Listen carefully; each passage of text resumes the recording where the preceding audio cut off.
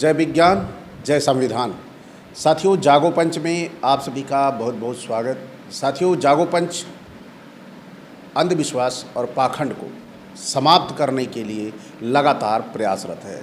साथियों, इसी संदर्भ में आज आपके सामने एक बड़ा ही बेहतरीन वीडियो लेकर आया हूँ। वह आप आश्चर्यचकित होंगे कि आखिर झूठ की पराकाष्ठा कितनी होती है। तो साथियों, इसी संदर्भ में आज हम चर्चा करेंगे परशुराम की।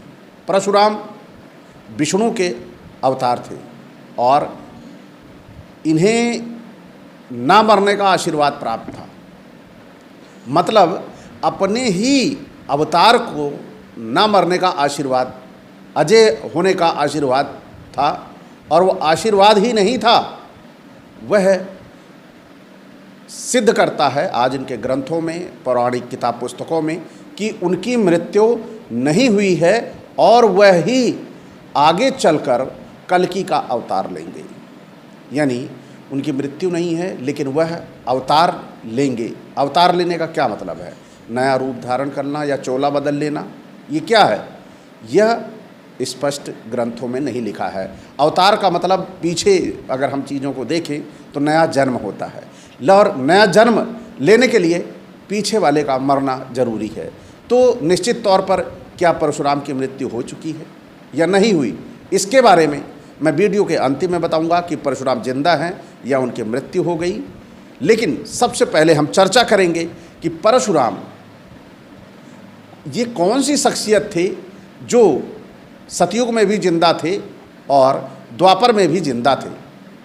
तो साथियों, आज सबसे पहले हम इनकी पुस्तकों को उदाहरण के रूप में लेंगे और यहाँ पर मैं एक वेबसाइट से ये जो अंश ले रहा हूँ, उस वेबसाइट का मैं आपको लिंक डिस्क्रिप्शन में दे दूँगा कि जिससे किसी को आपत्ति ना हो कि यह विचार मेरे नहीं हैं।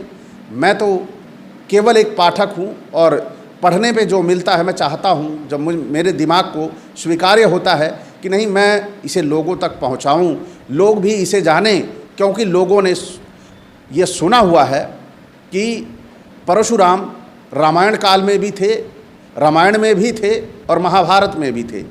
एक व्यक्ति दोनों जगह कैसे हो सकता है, जबकि एक बड़े निश्चित समय का अंतराल था? क्या महाभारत और रामायण का एक ही काल था? दोनों सतयुग में हुआ था।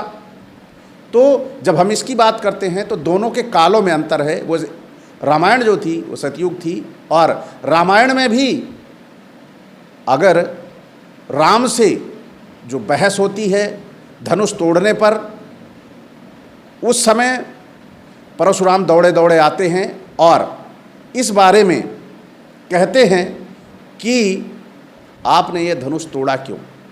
उन्हें धनुष तोड़ने से दिक्कत होती है।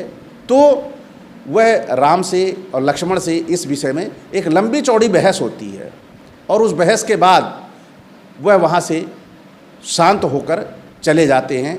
और उस समय वह वृद्धावस्था में थे, जैसा कि रामायण में लिखा गया है। अब वह रामायण काल में यानी सतयुग में वो वृद्धावस्था में थे और महाभारत काल में भी वह वृद्धावस्था में थे। वह मृत्यु को प्राप्त मतलब उनका शरीर जर्जर भी नहीं हुआ था। उन्होंने महाभारत काल में भी अपने शिष्यों को बनाया। तो थोड़ा मैं बताता हूँ। ये बालकांड की चर्चा है परशुराम के वर्णन की, और रामचरितमानस में भी लिखा है, रामायण में भी लिखा है। जब सीता स्वयंवर में राम द्वारा शिव धनुष तोड़ दिया गया, ऐसा माना जाता है कि धनुष टूटने की आवाज़ सुनते ही परशुराम जी मिथिलापुरी सीता स्वयंवर में पहुंच जाते हैं। क्रोधित होते हुए बोलते हैं, वह कौन है जिसने धनुष तोड़ा? इसी पर लक्ष्मण बोलते हैं, इतना क्रोधित क्यों होते हो? ऐसे धनुष तो हमने बचपन में हजारों तोड़े हैं। इसी तरह का संवाद चलता है और ये साक्ष्य है। वहाँ पर आप सभी रामायण और रामचरितमानस का संज्ञान ले सकते हैं। तो साथियों, अब देखिए, ये तो रहा रामायण और सतयुग का काल। ये हमें कैसे भटकाते कैसे हैं? सतयुग के काल से कोई अवतार है और वो अवतार सृष्टि के नियमों को तोड़कर जीवित है, और वह भी केवल भारत में ही। भारत के बाहर जाकर इन अवतारियों ने कोई काम नहीं किया। आखिर क्यों? तो इसके पीछे की भी बड़ी सच्चाई है। वह पीछे भी गए हैं, लेकिन पीछे की चर्चा नहीं की गई है, क्योंकि इन सभी का जन्म ही बाहर से है। इनका जन्म किसी का यहाँ का नहीं है, इनका सबका जन्म बाहर का है। बाहर से इसलिए इन्हें छिपाया गया कि ये पकड़ में आ जाएंगे कि किस देश से थे। और ये चीज़ें भी अगर हम ना बात करें तो इसे हम पूरा वीडियो के अंत में ये भी दिखाएंगे कि पुरातात्विक अभिलेखों में क्या परशुराम की उपस्थिति दर्ज है या नहीं दर्ज है। तो इस विषय में मैं आपको अंतिम में दिखाऊंगा। देखिए, महाभारत में परशुराम जी का वर्णन महाभारत में कई जगहों में मिलता है। जैसे भीष्म तथा परशुराम जी की युद्ध की कथा, जिसमें भीष्म द्वारा अंबा को स्वीकार न किए जाने के कारण प्रतिशोध अंबा सहायता मांगने परशुराम जी के पास जाती है। परशुराम जी सहायता का आश्वासन देते हुए भीष्म से 23 दिनों तक घमासान युद्ध करते हैं। अब आप यहीं पे ही स्पष्ट हो जा रहा है कि जो व्यक्ति 23 दिनों तक भीष्म से युद्ध कर रहा है, तो यहाँ पर आप उसे अवतार कहेंगे? यह केवल एक कोरी कल्पना और कोरी गप है कि 23 दिन तक युद्ध चला, वो भी भीष्म से। और कौन युद्ध कर रहा है? वो युद्ध कर रहा है जो विष्णु का अवतार है और 23 दिन तक लड़ रहा है। तो यहाँ पर आप उसकी क्षमता का आकलन कर सकते हैं कि पृथ्वी पर जन्मा हुआ व्यक्ति भीष्म एक मनुष्य होते हुए भी वह उनसे कैसे लगातार 23 दिन तक लड़ा। इसका मतलब है कि परशुराम से ज़्यादा शक्तिशाली तो भीष्म थे, जो इतने दिनों तक लड़ते रहे उनसे। फिर इसमें देखिए क्या कह रहे हैं ये, लेकिन अपने पिता से इच्छा मृत्यु के वरदान पाने के कारण परशुराम शिव सेहरा नहीं पाते। आगे दूसरा का चर्चा परशुराम की उपस्थिति की। परशुराम तथा द्रोणाचार्य जी की कथा कहा जाता है कि एक बार परशुराम जी अपनी संपूर्ण कमाई ब्राह्मणों को दान में दे रहे थे। कुछ समय बाद वहाँ द्रोणाचार्य भी आ पहुँचते हैं, लेकिन जब तक परशुराम जी अपने संपूर्ण कमाई दान कर चुके होते हैं, अंतिम में वह द्रोणाचार्य से कहते हैं कि आप मेरे किसी भी शस्त्र को ले सकते हैं। द्रोणाचार्य जी परशुराम जी के सभी शस्त्र मंत्र आवश्यकता आने पर मुझे प्राप्त हो जाएं, ऐसा कहते हैं। परशुराम जी यह वरदान द्रोणाचार्य को दे देते हैं। परशुराम तथा कर्ण की कथा जो है वह आपको बताता हूँ। फिर अब यहाँ पर परशुराम कर्ण के गुरु थे।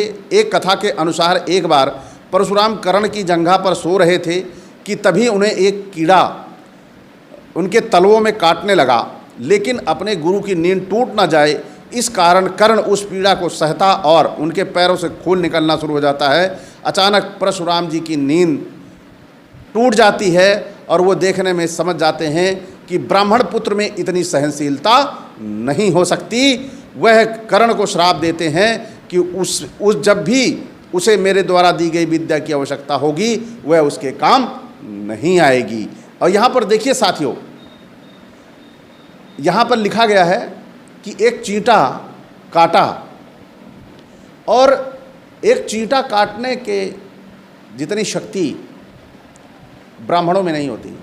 एक ब्राह्मण को चींटा काटे तो ब्राह्मण की इतनी सहन शक्ति नहीं है कि उस सहन शक्ति को सह सके और वह चिल्ला उठेगा।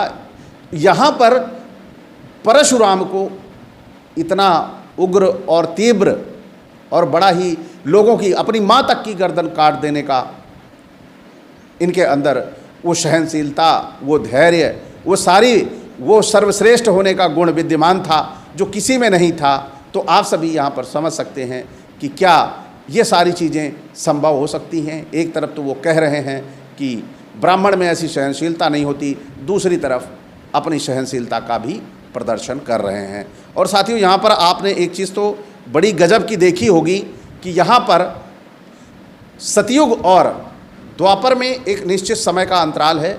उस अंतराल में आपने देखा कि वो दोनों जगह विद्यमान हैं। तो यहाँ पर यह सिद्ध होता है कि निश्चित तौर पर यह कोरी कल्पना है कि इतनी लंबी उम्र का कोई भी व्यक्ति जीवित रह सकता है और वह जिंदा रहेगा। और लेकिन इस संदर्भ में सबसे बड़ी बात मैं आपको आज बताने वाला हूँ वो ये है कि सूचना के अधिकार के तहत एक रिपोर्ट मांगी गई थी, किससे? पुरातत्व विभाग यानी संस्कृति मंत्रालय और संस्कृति विभाग, पुरातत्व लेख निदेशालय, भारतीय पुरातत्व सर्वेक्षण, मैसूर से, गवर्नमेंट ऑफ इंडिया से भी। तो यहाँ पर या क्या रिपोर्ट मांगी गई थी, यह मैं आपको बता रहा हूँ, आप सभी खुद पढ़कर भी देख सकते हैं। परशुरामा, रामा जमदाग्न्य, रामा भार्गवा और बिरारामा, ये इनके बारे में सवाल पूछा गया है। Please provide certified copies of records available with ASI related to Parashurama including inscription, manuscripts और artifacts associate with his life and deeds. यानी उनके बारे में पूछा गया है कि वह थे या नहीं थे, इसके बारे में जो भी साक्ष्य आपके पास हों कृपया उपलब्ध कराने के काम करें। तो वीडियो ज़्यादा लंबा ना हो, इसलिए मैं आप यहीं से समझ लीजिए कि इन्होंने ASI विभाग से क्या क्या मांगा है। तो ASI विभाग क्या कह रहा है? Regarding historical records associate with Parashurama till date no inscription have been found pertaining to their persons, period and writings. Study of manuscripts or other archaeology artifacts does not come under the purview of epigraphy branch ASI। यानी ऐसी कोई भी जो परशुराम से संबंधित कोई भी अभिलेख या कोई भी ऐसा साक्ष्य हमारे पास उपलब्ध नहीं है।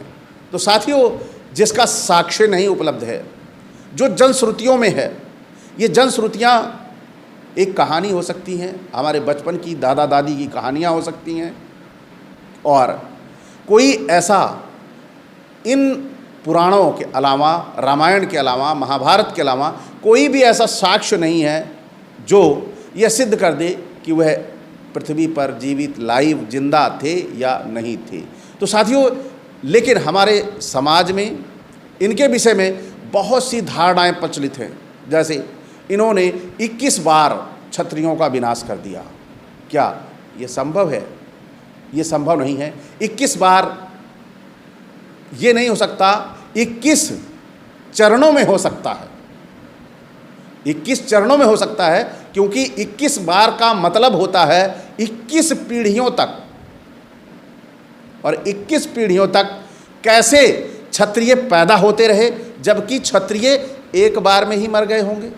जब ये पूरे दौड़ दौड़ के मार रहे थे तो एक बार इन्होंने पूरा मार दिया, तो दोबारा पैदा कैसे हुआ? चलो मान लिया कोई पेट में रहा होगा, बच गया, फिर वह पैदा हुआ, उसको मार लिया, फिर अगले को फिर पैदा हुआ, फिर मार लिया। तो क्या ये कोई बहुत बड़ा रॉकेट साइंस लेकर पैदा हुए थे कि इनकी उम्र बढ़ती चली जा रही थी रबड़ की तरह? 3 पीढ़ी का मतलब दांत गायब हो जाते हैं, खिड़कियां खुल जाती हैं मुंह में, और वो खिड़कियां जब खुल जाती हैं तो शरीर काम नहीं करता।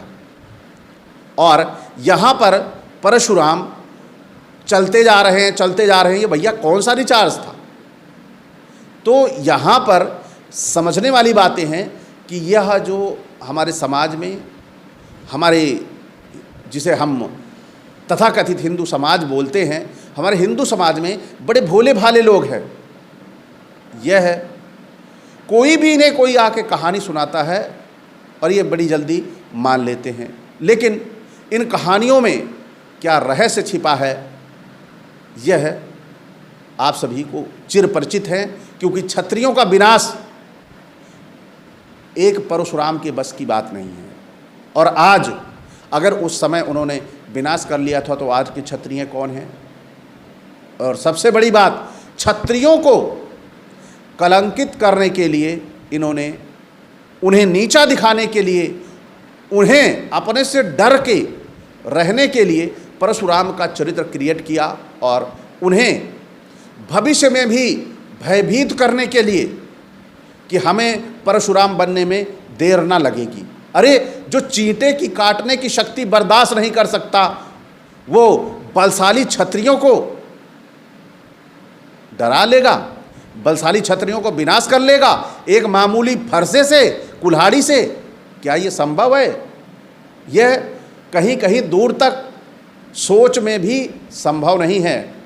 लेकिन ये हमारे बीच में केवल ईश्वर का नाम ले देने से कि ये ईश्वर के अवतार हैं, हमारे भोले भाले लोग भटक कर इसी में उलझ गए।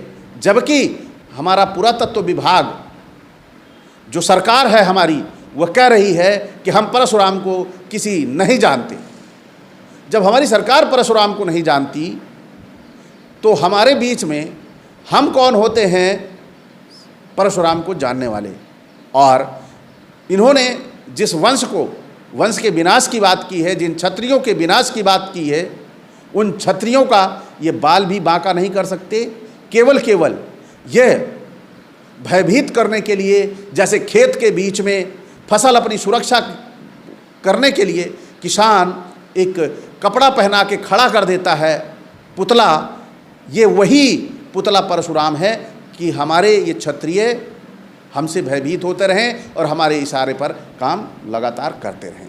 तो साथियों, आप सभी ऐसे अंधविश्वासों और पाखंडों से बचिए जिससे हमारे समाज में मानवीय गुणों का विकास हो। पृथ्वी पर मानव सर्वश्रेष्ठ पैदा है और ये सर्वश्रेष्ठ अपने बुद्धि का उपयोग करके मानवता के हित के लिए, मानवता के सुख सुविधाओं, भौतिक सुखों के लिए इन पाखंडों में ना उलझकर एक अच्छा जीवन जीने, समानता और भाईचारा का जीवन जिए, जिससे हमारे समाज में अमन चैन कायम हो और हम संविधान का अनुपालन करते हुए अपने देश को चलाएं, जिससे सभी लोगों के बीच में भाईचारा और आपसी सद्भाव पैदा हो। तो साथियों, आज का ये वीडियो आपको कैसा लगा? अच्छा लगा हो तो लाइक करें। साथ ही जो नए साथी देख रहे हैं वो चैनल को सब्सक्राइब करना ना भूलें और बेल आइकन की घंटी भी दबा लें, जिससे हमारे वीडियो का नोटिफिकेशन आप तक त्वरित गति से पहुंच जाए। इसी के साथ आपसे मैं विदा चाहूँगा। नमस्कार, जय जोहार।